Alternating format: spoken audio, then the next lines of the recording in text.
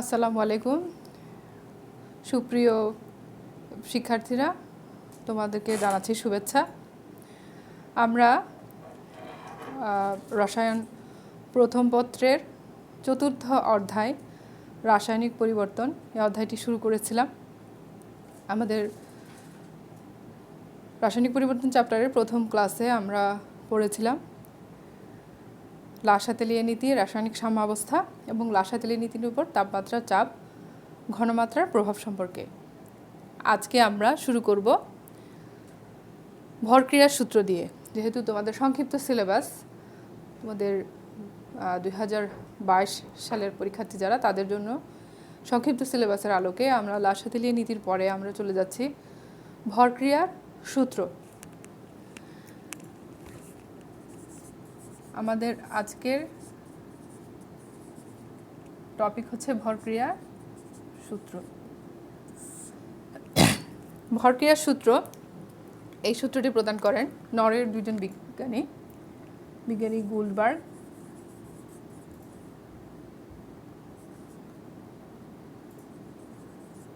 এবং পি ফাগে নামক দুজন বিজ্ঞানী ভরক্রিয়ার সূত্রটি প্রদান করেন। ভরক্রিয়ার সূত্রটি যে বিবৃতি, সেই স্টেটমেন্টটা হচ্ছে স্থির তাপমাত্রায় যে কোনো বিক্রিয়ার হার বিক্রিয়ায় উপস্থিত বিক্রিয়কগুলোর সক্রিয় ভরের সমানুপাতিক। আমরা যদি দেখি, স্থির তাপমাত্রায় কোনো বিক্রিয়ার হার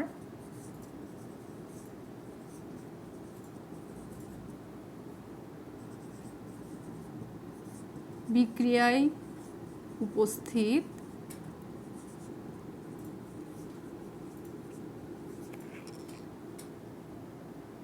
বিক্রিয়ক সমূহের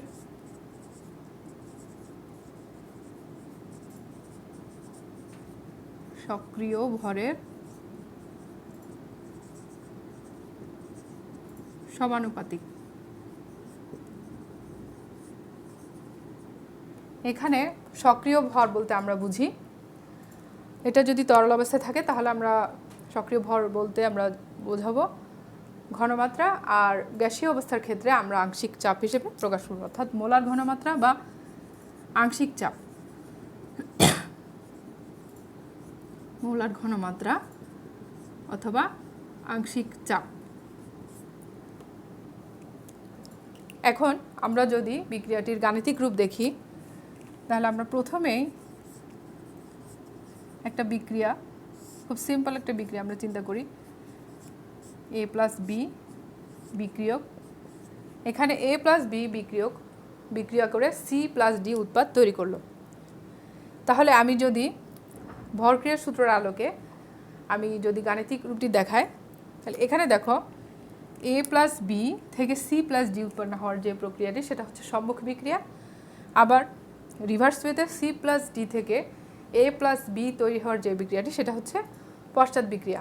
তাহলে প্রথমেই যদি আমি সম্মুখ বিক্রিয়ার ক্ষেত্রে যদি আমি চিন্তা করি, সম্মুখ বিক্রিয়ার হার, আমি বলেছি যে কোনো বিক্রিয়ার হার বিক্রিয়ায় উপস্থিত, তাহলে যে সম্মুখবর্তী যে বিক্রিয়ার হার, সেই বিক্রিয়াতে বিক্রিয়ক হচ্ছে এ এবং বি। তাহলে বিক্রিয়ার হার আর এফ, এখানে আর এফ বলতে আমরা বুঝিয়েছি rate of forward reaction is directly proportional to concentration of A, molar concentration of A and molar concentration of B.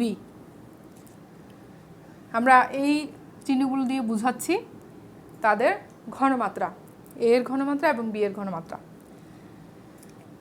ঠিক একইভাবে আমরা যদি পশ্চাৎ বিক্রিয়ার হার লিখি, তাহলে পশ্চাৎ বিক্রিয়া যেটি, পশ্চাৎ বিক্রিয়ার ক্ষেত্রে rate of backward reaction is, সেক্ষেত্রে আমি যদি পশ্চাৎভাবে বিক্রিয়াটা চিন্তা করি, তখন বিক্রিয়ক হচ্ছে কি সি আর ডি।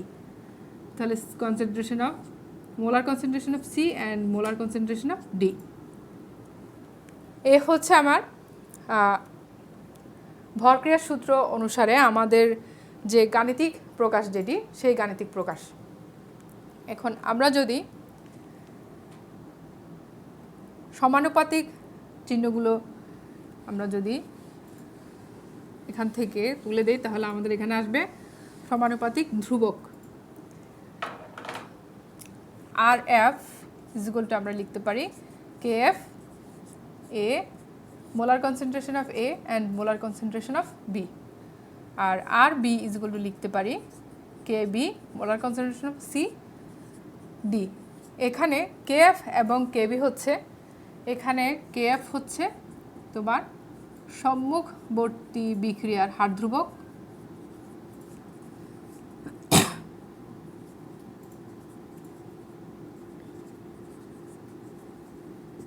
এবং কে বি হচ্ছে পশ্চাৎবর্তী বিক্রিয়ার হার ধ্রুবক।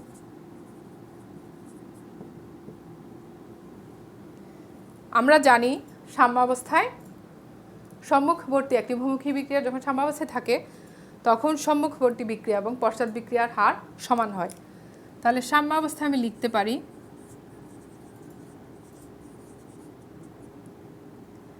R F is equal to R B, বা আমরা লিখতে পারি K F A B is equal to K B C D, বা K F divided by K B is equal to molar concentration of C, molar concentration of D, molar concentration of A, molar concentration of B.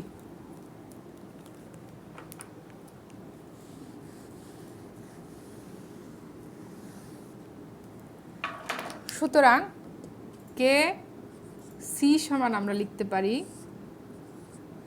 C এর molar ঘনমাত্রা, D এর molar ঘনমাত্রা, এ এর molar ঘনমাত্রা, B এর molar ঘনমাত্রা। এখানে KG হচ্ছে কি সাম্যধ্রুবক বা সাম্যাঙ্ক। তাহলে আমরা যদি কোনো একটি বিক্রিয়ার কেসি লিখি তাহলে আমরা কি লিখতে পারি যে সাম্যধ্রুবক বা সাম্যাঙ্ক সমান হচ্ছে উৎপাদের ঘনমাত্রা ডিভাইডেড বাই বিক্রিয়কের ঘনমাত্রা। তো আমরা এটা তো এক মোল কোনো বিক্রিয়ার ক্ষেত্রে কেসি কীভাবে লিখতে হয় সেটা আমরা দেখলাম।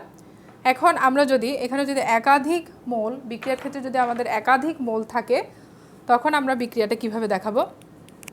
আমাদের যদি আমরা একটা বিক্রিয়া দেখি যে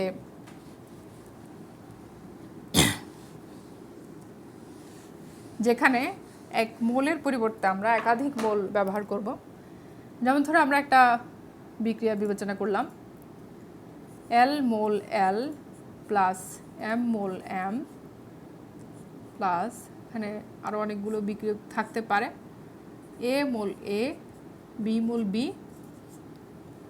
তৈরি করলো। এখানেও থাকতে পারে একাধিক। এখন আমরা এক্ষেত্রে মোলার এখানে সাম্যধ্রুবক বা সাম্যাঙ্কের যে রাশিমালা সেটা হচ্ছে মোলার ঘনমাত্রা সাপেক্ষে, সেটা লিখব আমি এভাবে, যেহেতু উৎপাদের ঘনমাত্রা ডিভাইডেড বাই বিক্রিয়কের ঘনমাত্রা, সি এ এইখানে যেটি মোল সংখ্যা রয়েছে সেটি হয়ে যাবে কি, সে ঘাতে উন্নীত হবে, সে পাওয়ার হিসেবে আমরা লিখব C B B, C L L, C M M,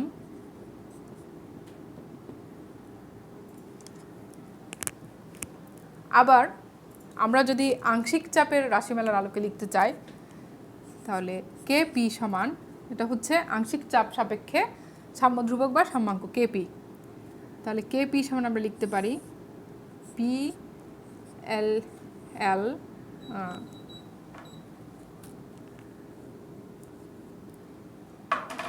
P A A into P B B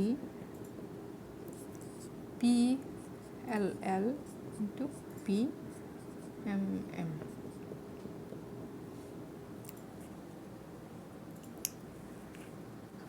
এই হলো আমাদের মোলার ঘনমাত্রা এবং আংশিক চাপ সাপেক্ষে কেপি এবং সাম্যধ্রুবক বা সাম্যাঙ্ক। এখন আমরা চলে যাব কেপি এবং কেসি এর মধ্যে সম্পর্ক।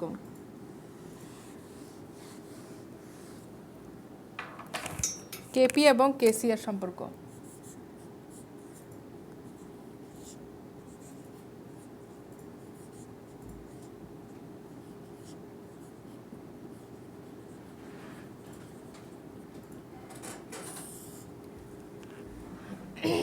আমরা সেই আগের বিক্রিয়াটি আমি চিন্তা করি, এল এল এম এম প্লাস এ মোল এ তৈরি করলো বি মোল বি প্লাস। তো আমরা এই বিক্রিয়াটির ক্ষেত্রে কেসি রাশিমালা যেটা পেয়েছি C A A into C B B into C L এল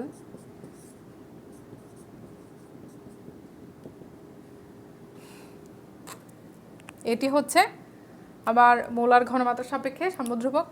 আবার কেপির আলোকে যদি আমি লিখি P A A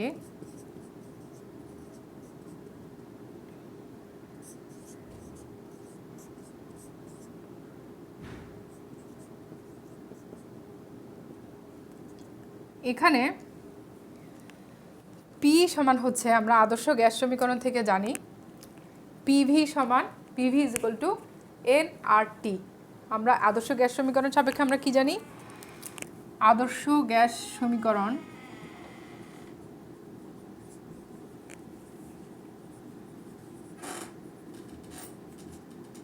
PV is equal to N R T. এখানে পি হচ্ছে চাপ, ভি হচ্ছে গ্যাসের আয়তন,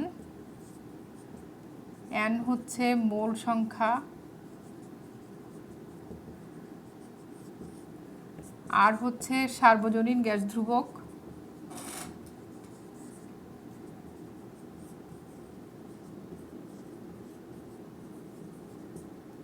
টি is equal to absolute temperature পরম তাপমাত্রা।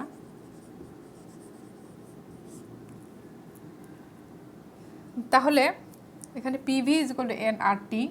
তাহলে সুতরাং P is equal to N by V R T is equal to C R T. এখানে এন বাই ভি হচ্ছে মোলার ঘনমাত্রা, N by V is equal to molar ঘনমাত্রা একক আয়তনে মোল সংখ্যা।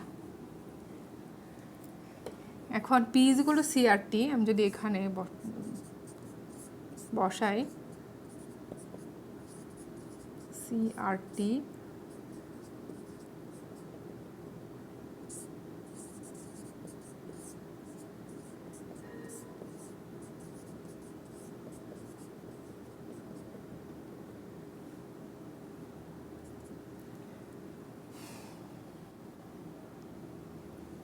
এখানে সি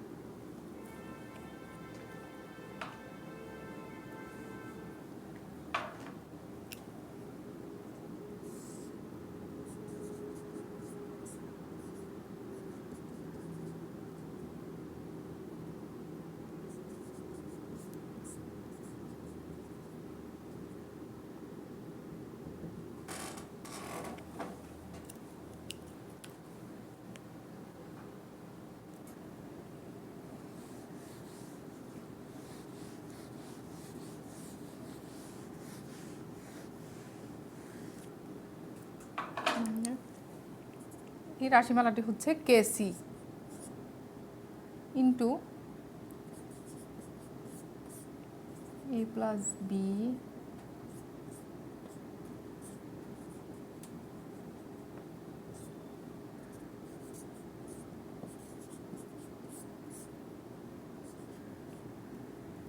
ডেল্টা এন সমান হচ্ছে মোল সংখ্যার পার্থক্য, উৎপাদের মোল সংখ্যা মাইনাস বিক্রিয়কের মোল সংখ্যা। সুতরাং KP is equal to KC. এটাই হচ্ছে কেপি এবং কেসি এর মধ্যকার সম্পর্ক। তাহলে আমরা এই সমীকরণ ব্যবহার করে আমরা যদি কোনো একটা বিক্রিয়ার একটা নির্দিষ্ট তাপমাত্রায় আমার যদি কেসি জানা থাকে তাহলে আমি কেপি বের করতে হবে, বা কেপি জানা থাকলে আমি কেসি বের করতে পারি। যেমন ধরুন কোনো একটা বিক্রিয়া যদি আমি চিন্তা করলাম যে এই বিক্রিয়াটির ক্ষেত্রে কেপি এবং কেসির মান আমি কিভাবে পাবো, তাহলে এখানে দেখো ডেল্টা এন সমান হচ্ছে এখানে উৎপাদের মোল সংখ্যা 2 আর বিক্রিয়কের মোল সংখ্যাও 2, তাহলে এটা 0। তাহলে আমি যদি এখানে KP is equal to KC into R to the 0, সুতরাং KP is equal to KC. অর্থাৎ এটা কি বোঝাচ্ছে যে এখানে আমি যদি কেপির মান জানা থাকলে আমি কি করতে পারি, এখানে এখানে আমি কেসির মানটাও আমি বের করতে পারি, কারণ এখানে কেপি এবং কেসি সেম হবে, কারণ এখানে ডেল্টা এন এর মান হচ্ছে 0, উৎপাদ এবং বিক্রিয়কের মোল সংখ্যার পার্থক্য হচ্ছে 0। আরও একটি বিক্রিয়া যদি আমি দেখাই, ধরো অ্যামোনিয়ার বিক্রিয়াটার কথা যদি আমি চিন্তা করি,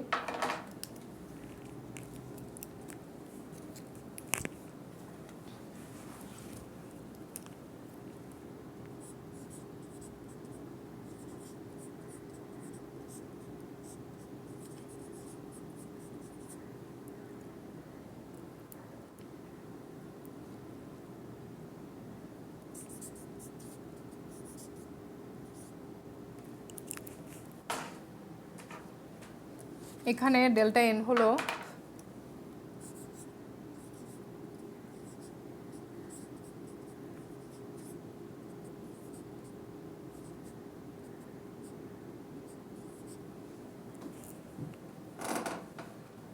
তাহলে সুতরাং এখানে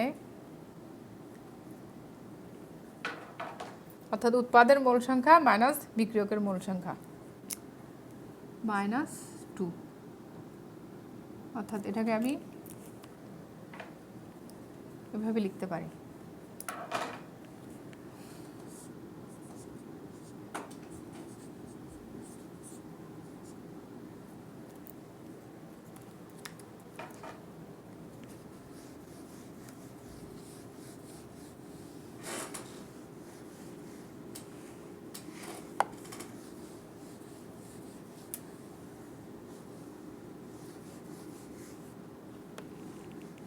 এখন বিভিন্ন বিক্রিয়ার ক্ষেত্রে কেবি এবং কেসি রাশিমালা প্রতিপাদন।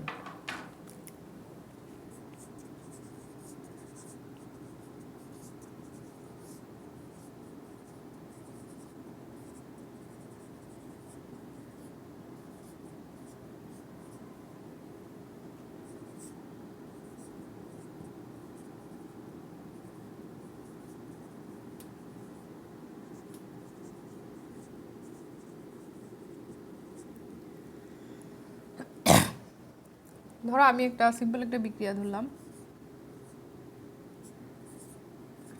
নাইট্রোজেন টেট্রাঅক্সাইডের বিয়োজন, এটাও গ্যাসিয়াস, এটাও গ্যাসিয়াস। তো প্রাথমিক অবস্থায়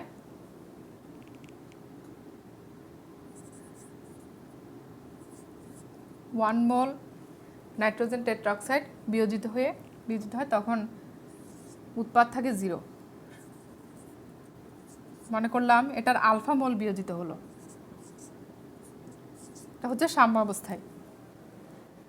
এখন আমি যদি এখানে মনে করলাম সমগ্র বিক্রিয়াটি সম্পন্ন হলো একটা ভি লিটার পাত্রে, তাহলে আমি প্রথমে যদি আমি কেসি রাশিমালা বের করি, প্রথম হচ্ছে আমার নাইট্রোজেন টেট্রাঅক্সাইডের মোলার ঘনমাত্রা, যেহেতু এটা ভি লিটার পাত্রে সম্পন্ন হয়েছে, মোল সংখ্যা হচ্ছে 1 minus alpha divided by V mole per litre. আর এদিকে নাইট্রোজেন ডাইঅক্সাইডের মোলার ঘনমাত্রা 2 alpha by V mole per litre. সুতরাং কেসি সমান আমি লিখতে পারি উৎপাদের ঘনমাত্রা ডিভাইডেড বাই বিক্রিয়কের ঘনমাত্রা। তাহলে আমি এখানে লিখতে পারি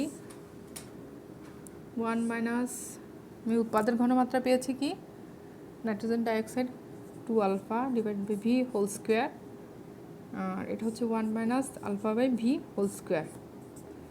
কেপি এবং কেসির কোনো ইউনিট হবে না, এটা সাম্যধ্রুবক, সাম্যাঙ্কের রাশিমালাতে কোনো ইউনিট থাকবে না। 4 alpha square divided by V square into V square, sorry 1 minus alpha by V.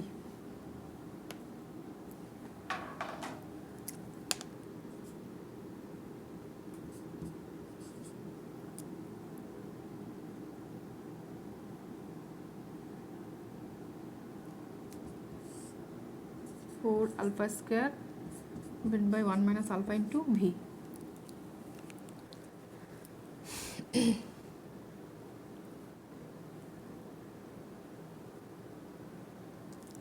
তাহলে আমাদের এই বিক্রিয়ার ক্ষেত্রে আমরা কেসি পেলাম 4 alpha square divided by 1 minus alpha into V.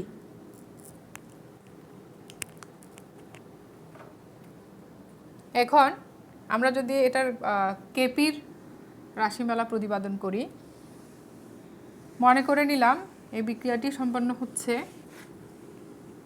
P চাপে। তাহলে প্রথমে নাইট্রোজেন টেট্রাঅক্সাইডের আংশিক চাপ, আচ্ছা আংশিক চাপ আমার বের করতে গেলে সাম্যাবস্থায় মোট মোল সংখ্যা বের করতে হবে। পি চাপে যদি সংগঠিত হয় তাহলে আমার প্রত্যেকটি নাইট্রোজেন ডাইঅক্সাইডের আংশিক চাপ হবে তার মোল ভগ্নাংশ, সাম্যাবস্থায় মোল ভগ্নাংশ এবং মোট চাপের গুণফল। নাইট্রোজেন ডাইঅক্সাইডের আংশিক চাপ হবে মোল ভগ্নাংশ এবং আংশিক চাপের গুণফল। তাহলে সাম্যাবস্থায় মোট মোল সংখ্যা সমান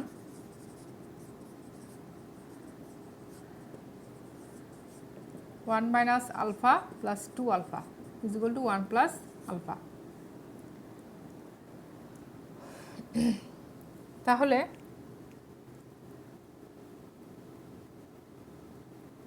সাম্যাবস্থায় নাইট্রোজেন ডাইঅক্সাইডের আংশিক চাপ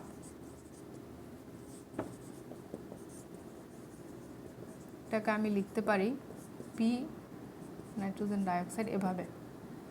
তাহলে এটা হবে 2 alpha divided by 1 plus alpha into P total pressure.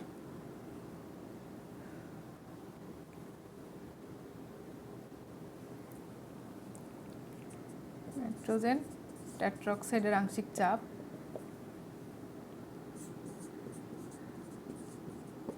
Nitrogen টেট্রাঅক্সাইডের মূল সংখ্যা ছিল 1 alpha divided by P total pressure, এবং কেপি সমান আমরা লিখব উৎপাদের আংশিক চাপ অর্থাৎ নাইট্রোজেন ডাইঅক্সাইডের আংশিক চাপ এটা হোল স্কয়ার মোল সংখ্যা 2 স্কয়ার বিক্রিয়কের আংশিক চাপ ইজ ইকুয়াল টু, এটার আংশিক চাপ পেয়েছি আমরা 2 alpha divided by 1 plus alpha into P whole square alpha into P.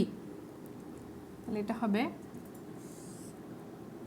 4 alpha square 1 plus alpha whole square P square P is equal to 4 alpha square 1 minus alpha square into p।